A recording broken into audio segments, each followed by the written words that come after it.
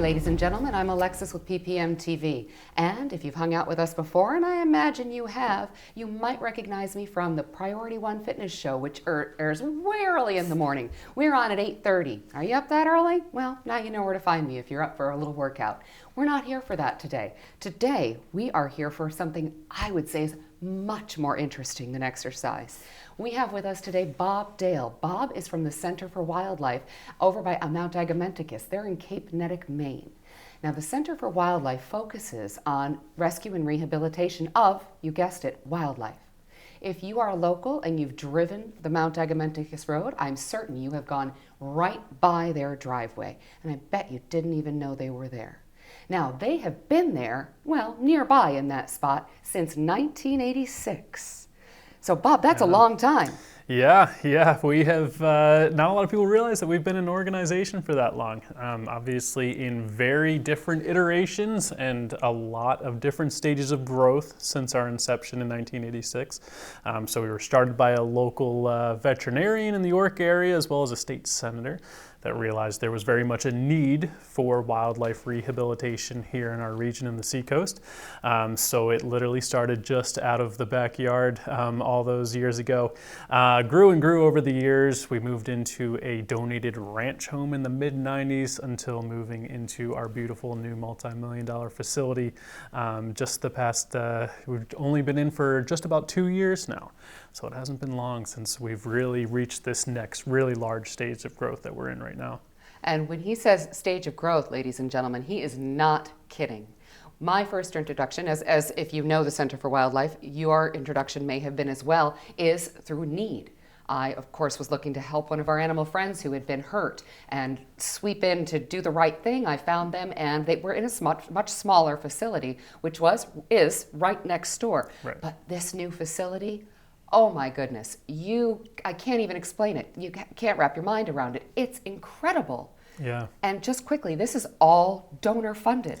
Yeah, we're incredibly lucky to have such a supportive community here in our region. We were able to do a very large, very extensive fundraising process to get ourselves into the new property that we're in. But that being said, it's very much not over. There's obviously always more money needed to be raised to really establish ourselves in a space and a property that helps really facilitate the scope of work that we do at the center, which definitely can be surprising to some people when they learn about the variety of species we work with, the number of animals that we take in on a yearly basis. So we are very lucky to have this community. We're really only looking to expand how many people in our community utilize us as a resource, but then are obviously generous enough to help support the work that we do. What are some of the things that you can do in the new facility that you weren't able to do before? So just give you a kind of rough idea of the change of space, the indoor square footage of our new facility, just the lobby is the same indoor square footage of our entire facility that we were operating out of prior. Wow. To give you a little idea of the scope of change of our new facility. So in the medical clinic side of operations, so again, the two sort of pillars of our organization, there's the medical clinic side where we treat injured and orphaned wildlife, again, with the hopes of rehabilitating, releasing to the wild, and then our education side of the organization. So on the medical clinic side, we have a really beautiful state-of-the-art new medical wing of the building that has an on-site x-ray, has isolation rooms for different species, has rooms that are specifically set up for the caring of songbirds, for some of those baby birds in the springtime, baby mammals. We have a room just set up for caring for aquatic species with a variety of different custom tubs for caring for some of the aquatic species that we work with. So from the medical clinic side, it's a complete game changer, this new facility. It really has enabled them to only elevate the scope of their work and the quality of their care. Our quality of care was always at a pretty high level, but with this new facility, it really, makes their ability just endless for the quality of care they can provide for animals. On our education side, we're really, really lucky to be able to expand our space to host groups on site, whether that be through our new nature center where our reptile and amphibian friends live, an auditorium, an outdoor stone amphitheater for conducting educational programming. As well as one of the really big upgrades to our new facility is on-site intern and apprentice housing, where we are able to house interns and apprentices that come through on a yearly basis and spend some time with us working either on our medical clinic or on our education side as well. Enclosures for people and animals. That's right. That's a big step forward. Yeah. How many animals do you think you've helped over time? So we have, again, been an organization since 1986, so we're talking about tens of thousands of animals that have been cared for in those years. So over 50,000 animals have come through the doors since the start of our organization in 1986. Amazing. So every year we do see some fluctuations throughout the years on the amount of animals that come through the doors. Historically, we have only grown in terms of our patient intake. We have had some years where we've treated close to 2,500 animals over the course of a calendar year. Now, I know that you treat a wide variety of animals, and in a moment we're going to learn why there are parameters in place. They can't help every animal. Bob will tell us a little bit about that. One of the things I was surprised to learn when I was on the website, you have helped, there are over 190 native species of birds? So, is that right? So we work with 190 total species of animals, which may have been the number that you are looking at. Yeah, so that 190 different species of animals that we work with covers our native bird species. We work with any bird species that you would find in the wild around here, including some of our seabirds as well. And then our small mammals that we work with, as well as reptiles and amphibians. Wow. Yeah. Now, quickly, something pertinent. I know that I follow you on Facebook, and you have been helping. Speaking of the not enclosures, but your ability to help water birds. Yeah. And you have one friend in particular who has just come in, or you're helping. I'm drawing a blank at the name of the bird. Yeah, we have a very unique species in right now, which is called a razorbill, which is an incredible pelagic seabird species. Here in New England, we get a lot of seabirds that come down to us in the wintertime that spend the rest of the year pretty far north of us, well up into the Atlantic, up into the Arctic Circle for some of them. These razorbills being some of those included, as well as some of our more common patients that we get in the wintertime, the little dovekies, tiny little beautiful pelagic seabird species that we are able to care for now, specifically like we just mentioned in our aquatic species recovery room, where we have some very specially fitted tubs where these seabirds are enabled to spend some time in the water, both in and out of the water, where they're able to keep up with their waterproofing of their feathers. Some of our seabirds are diving predators as well, so it enables them to have some space to dive under the water, and we'll live feed them with some fish. So it's enriching for them as well. And you're able, more often than not, I would hope, able to release them and then they migrate back north. That is the mission, yeah. So a lot of these birds, like we just mentioned, are only here for parts of the year, so it is kind of incumbent upon us and pretty important for us to be a bit timely with our care sometimes, so that we can hopefully get them back out to the wild in a timely fashion that allows them to continue with their natural migration.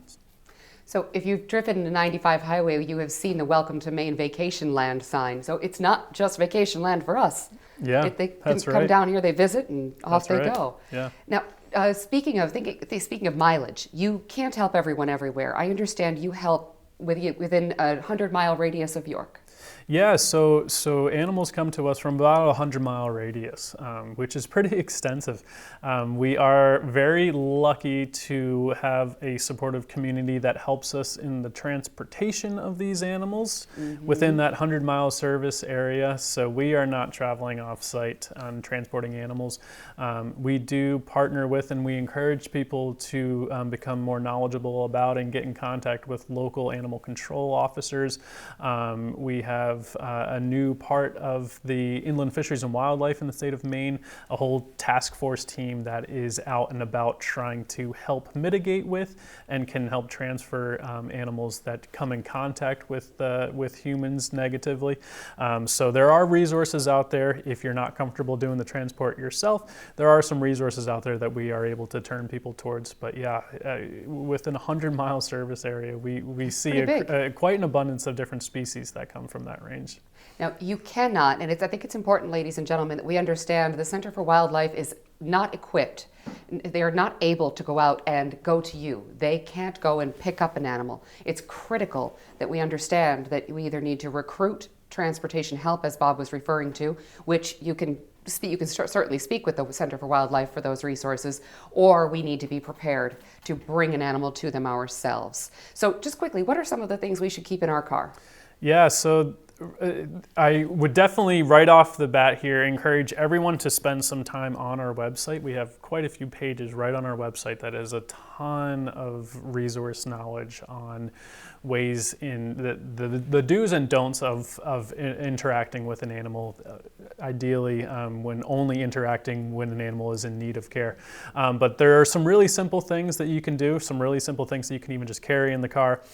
Some of those really simple things that we always encourage: a collapsible cardboard box, really easy to store somewhere in the car, underneath the seats, in the trunk, a blanket or a towel, and then some gloves for your safety as well are just three really easy things that you can keep in the car, which can help with a lot of situations. Now, we met in another program, we met an owl and a falcon, ladies and gentlemen, so make sure you look on the schedule for those things. But Bob taught us something about and of course I learned this on the website, but I had to ask him to expound upon it. When we're bringing that towel, the towel's not for every bird. Tell us about the friend who we shouldn't use the towel to help. Yeah, so there are some animals that obviously wouldn't do great in a towel situation. So we've got some bird species. Our woodpeckers are one that we actually usually tell people to not fully wrap in the towel. You can sometimes use them for the transportation and getting them kind of comfortably in a secure spot. But our woodpeckers, actually, believe it or not, can get their incredibly long tongues stuck in towels or fleeces, which can cause some issues as well.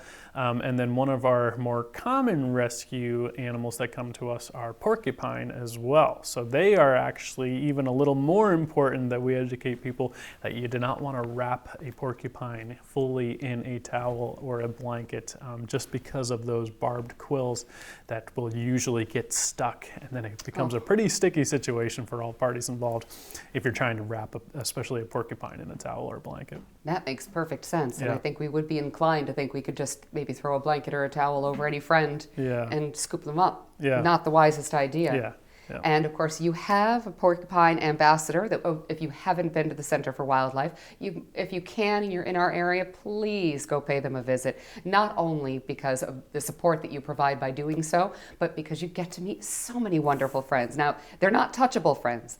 These are not pets. And that's an important piece that we need to understand, that during educational programming, and whether it's a tour or someone like Bob or one of his team off-site, and you might have the opportunity to interact there, we don't get to touch.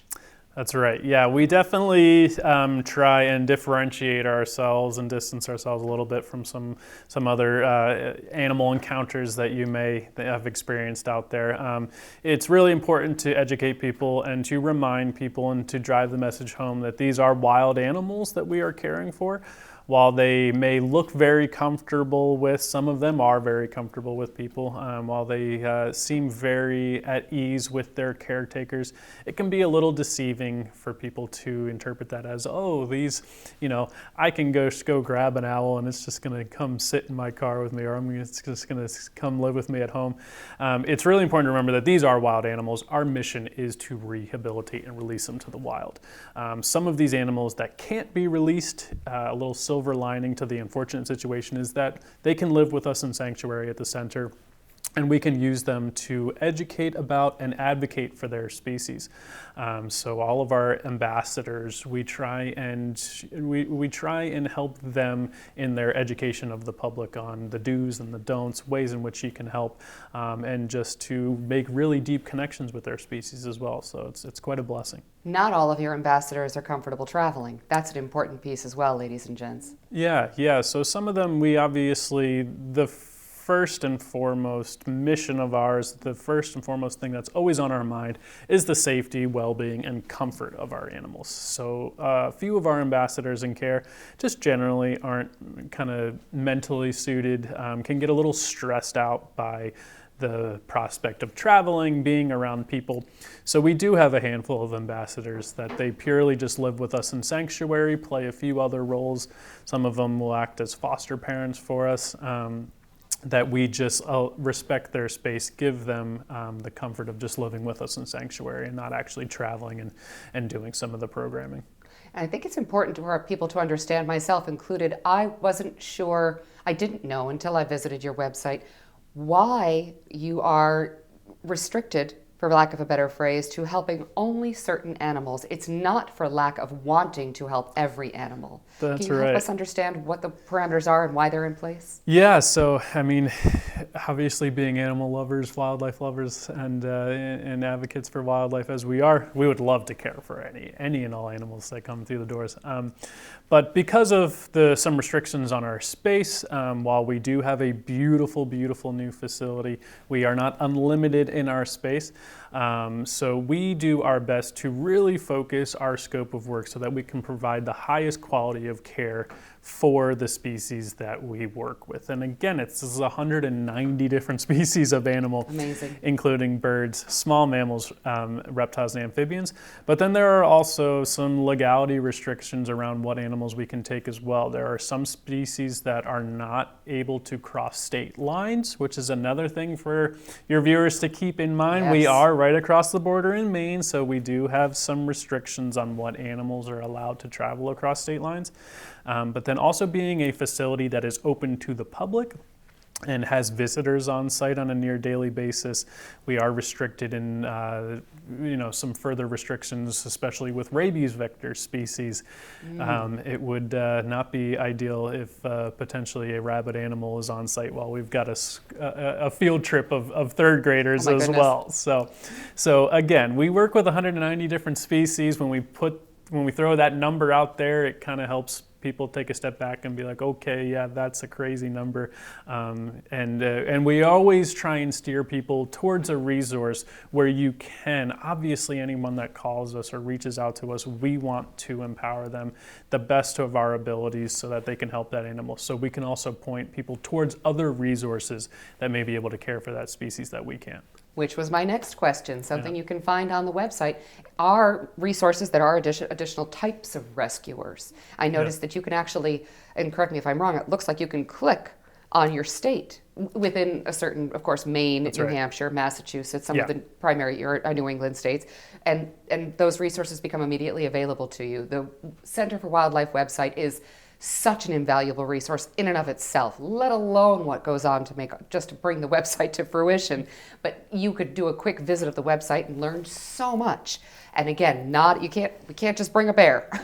Yeah. So, I mean, it's a really great resource, the website, a ton of educational resources on there. So I highly encourage people just to go on there. A lot of people find us when they are in the midst of that wildlife emergency situation. I'm one of them. So being an emergency resource, it's great to have some of that fundamental knowledge or just know what your resources are prior to an emergency situation coming about.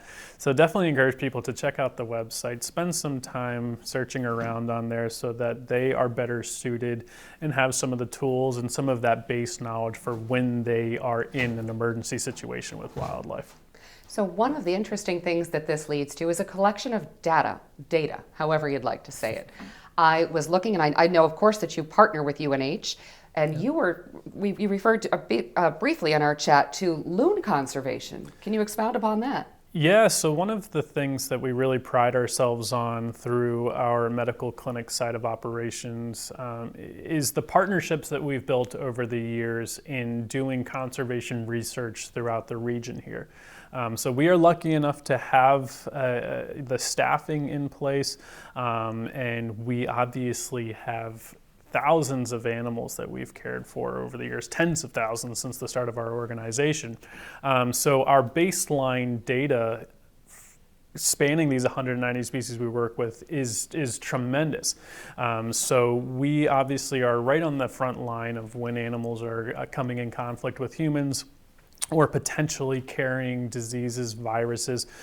Being right on that front line of caring for these animals allows us to then partner with other organizations to use the data collection that we do to inform larger conservation conversations. So one of the ones that we're really, really active in, and one of the ones we're really proud of, is our work doing loon conservation throughout New England, working with some organizations like the Loon Preservation Society, and quite a few others throughout our region that are doing very active on-the-ground loon conservation work.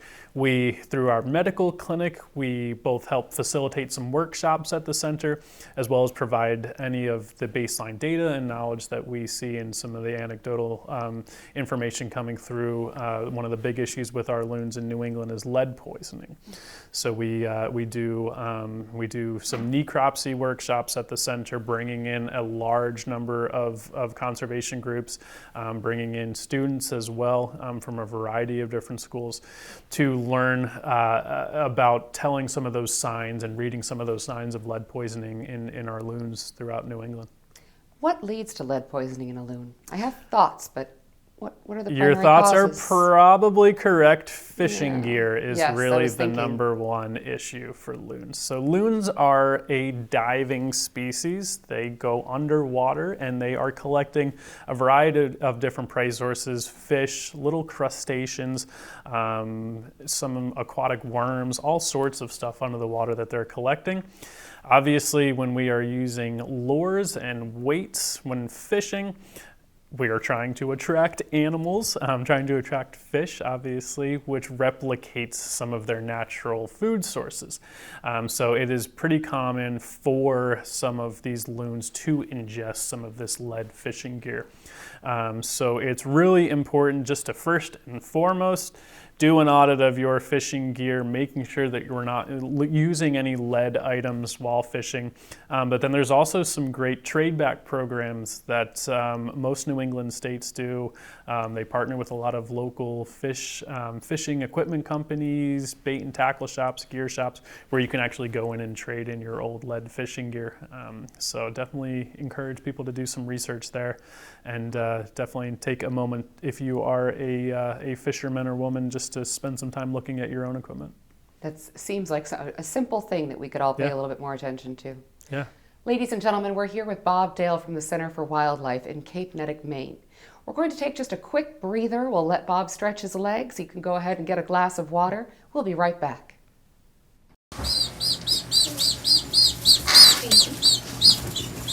The center's main mission is to rehabilitate any animal that comes through the door, so that's what we really focus on. We have a vet that, donates a lot of time helping us with surgeries and things we can't do here, but we also do a lot of education. The education, has certainly expanded over the years. 10 years ago, we were probably doing about 20 education programs a year, and it was kind of just word of mouth, and last year we did 75 programs. And just exposing kids to all of that, I think, because kids are really the ones that, of course, most of them love animals and they want to do what's right, and a lot of times they end up educating the parents because they've learned the correct thing to do, and they might have a situation. We had a boy actually last year who saw our program in the York schools, and him and his dad stopped to move a turtle, and his dad wanted to put it back in the water. And Kevin said, "No, Dad, Karen from Center for Wildlife said it has to go in the direction it's walking." And the dad said, "Oh, I never knew that." So, our main goal is to be able to get these animals back out into their natural habitats and return them back out there. Really our greatest need, especially in the summer, just because there's such a high volume of animals coming through here, is financial support. I mean, some people are great at donating items from the wish list, which is on our website, and those are always helpful because otherwise we're at the store, purchasing the items we need. But really financial contributions so that we can, pay our now $400 a month electric bill from running all these lights and fans and heating pads and everything it takes to keep these guys warm and so forth. Our expenses are very, very high in the summertime, and we have a lot more staff hours that are put in. So money, bottom line is really what keeps the place going. Turtles are great, and we love to do education with them. We just hope that we're sending the right message to kids that they shouldn't be pets. And sometimes we wonder if, because we're standing up there with, these cute turtles and everything, if we're encouraging kids to want to have them as pets, or if they really listen and don't get them. It's that we don't know, but we try really hard to tell them that they're not an animal that should be our pet, and they certainly should be in the wild. And every animal counts, and if they didn't come here, where would they go? They would just sit out there, or people would keep them, and they wouldn't have a chance. So we feel it's really important to give them all that second chance at life.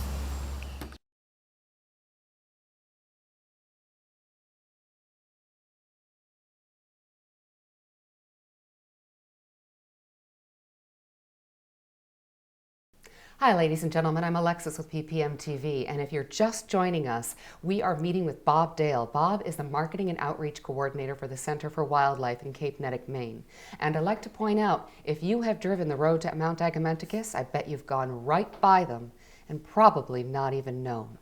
Now, the Center for Wildlife focuses on conservation. They focus on rescue and rehabilitation, and in an ideal situation, release. Of course, that's not always possible, which is why Bob and his team of friends help to make it possible for our friends out in the wild to have a safe and secure environment. So many of their friends are able to teach we humans about the care and safety of animals, the care and safety of wildlife.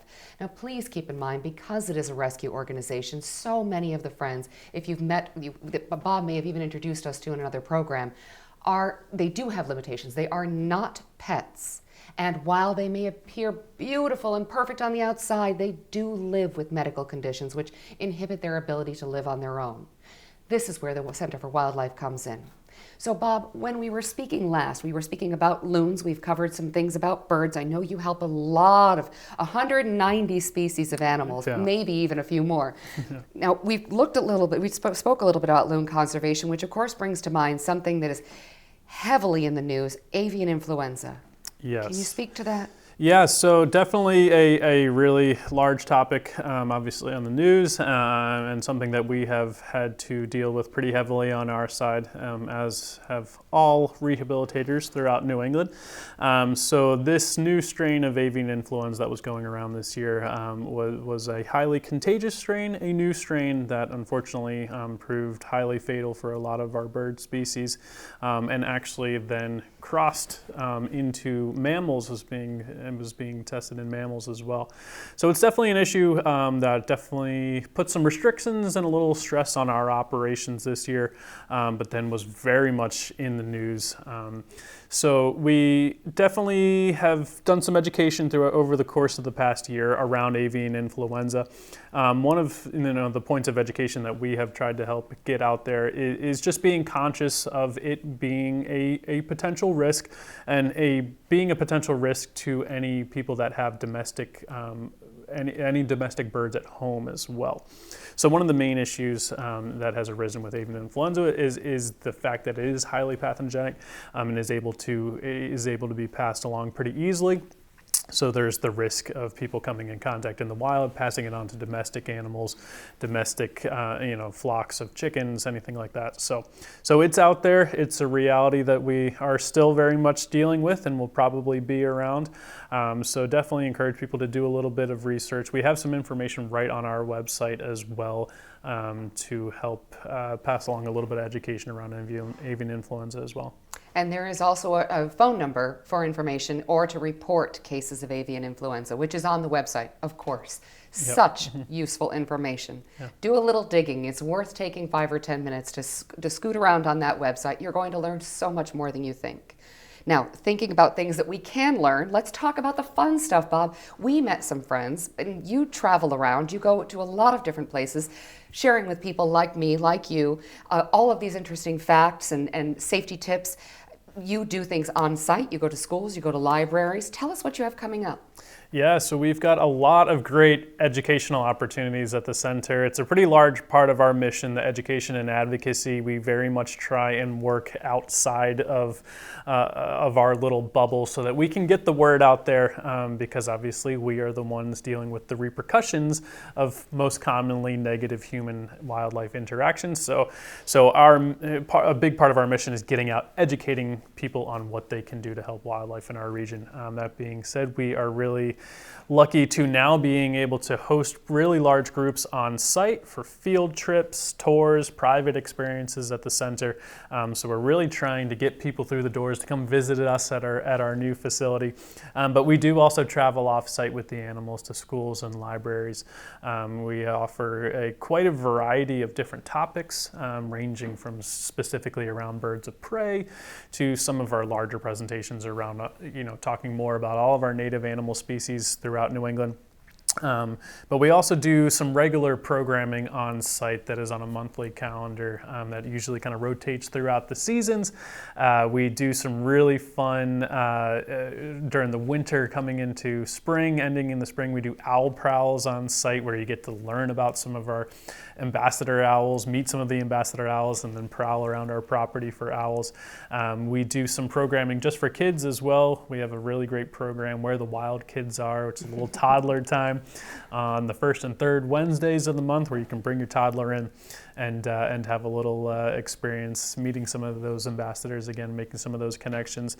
So we definitely try and cater to and offer educational opportunities to a wide variety of range groups, everywhere down from little kids up to some grandparents coming in to pay us a visit as well. Now, I've had the great opportunity of going on site and getting a personal tour. My husband and I, Bob, as a great birthday present, my husband took me to the Center for Wildlife, and Bob walked us all around. Tell us quickly, who are some of the friends we might meet? Yeah, so we currently have a team of 28 resident ambassador animals at Center for Wildlife. So that spans a variety of different bird of prey species, some scavenger bird species as well, a handful of mammals, and then in our nature center we have all of our reptile and amphibian friends that live in there as well. So it's a really fun variety of animals that you can encounter. Usually everyone leaves after visiting the center with one ambassador animal that they made a very deep connection with and quickly becomes their spirit animal. So we always love when people are able to make those connections with the variety of species that we have. And can we drop in can we just drop in? Do we need to call ahead? We do allow for drop-ins, for self-guided visits. During our winter hours, we are Thursday through Sunday for visits with some different hours throughout the day. So I encourage people just to visit our website to check exactly what those visitation hours are. And we will be expanding visitation hours coming into spring through the fall. So definitely encourage people just to keep an eye on the website. We'll have all the information about all of the different ways that you can visit us at the center.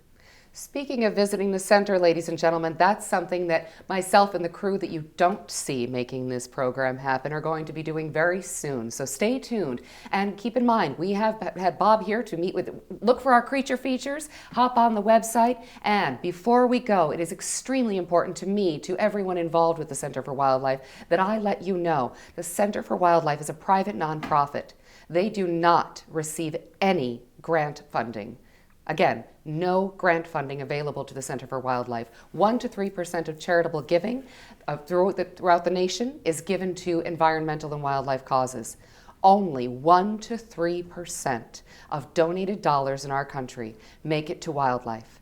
We can do a little more. We can absolutely help.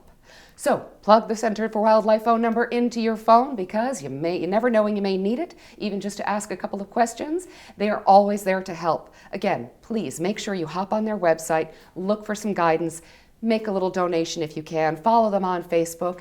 Thank you so much for being here with us today, Bob. We're looking to spread the word. Get a t-shirt. You can spread the word a little bit too. Thank you again for making it possible for us to bring Bob in. I'm Alexis with PPM TV. You know where our website is. We'll look forward to seeing you again soon.